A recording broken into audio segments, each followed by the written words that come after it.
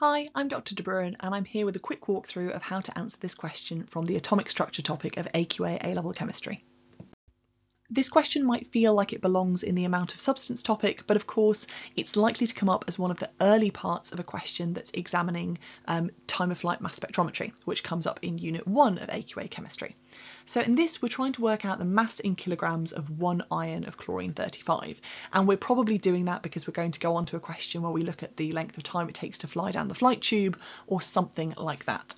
So our starting point is to remember that when we talk about a particular isotope, say having a mass of 35, what that means is the mass of 1 mole in grams.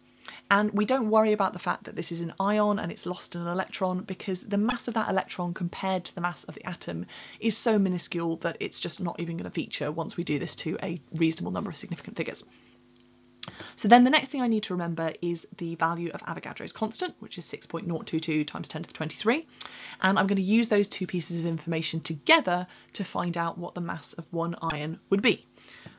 So if I take the mass of 1 mole and I say that that's going to be 6.022 times 10 to the 23 ions, then the mass of 1 ion is going to be 35 divided by Avogadro's constant, which here I've just represented with L, that's the normal shorthand.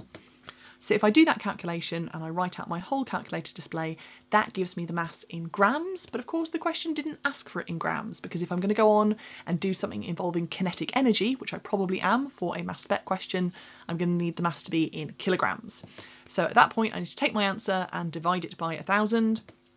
and therefore I'm going to get 5.81 times 10 to the minus 26.